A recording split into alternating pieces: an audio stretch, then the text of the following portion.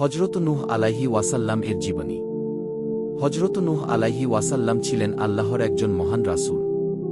তিনি আদম আলাইহি ওয়াসাল্লাম এর পরবর্তী যুগে আসেন। তার কওম ছিল মূর্তি পূজারত।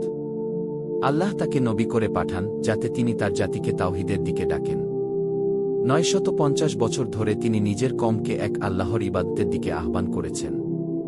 কিন্তু খুব অল্প সংখ্যক মানুষ তার ডাকে সাড়া দেয়। বাকিরা তাকে অস্বীকার করে, উপহাস করে, এমনকি তাকে পাগল বলে। অবশেষে আল্লাহ তয়ালা তার উপর গজব নাজিল করেন। আল্লাহর নির্দেশে নূহ আলাইহি ওয়াসাল্লাম একটি নৌকা বা জাহাজ নির্মাণ করেন। তার অনুসারী ও প্রতিটি প্রাণীর এক জোড়া করে ওই নৌকায় ওঠানো হয়। তারপর আসে ভয়াবহ তুফান। সারা পৃথিবী পানিতে ডুবে যায়। কেবল নূহ আলাইহি ওয়াসাল্লাম ও তার অনুসারীরা নৌকার মাধ্যমে রক্ষা পান। নূহ আলাইহি ওয়াসাল্লাম এর কাহিনী আমাদের শেখায় সবর, তাওহীদে অটল থাকা এবং আল্লাহর প্রতি নির্ভরতা। তিনি ছিলেন উলুল আজম নবীদের একজন, ধৈর্য ও দিতার প্রতীক। নূহ আলাইহি ওয়াসাল্লাম এর দাওয়াহ আমাদের জন্য অনুপ্রেরণা, কিভাবে শত বাধা উপেক্ষা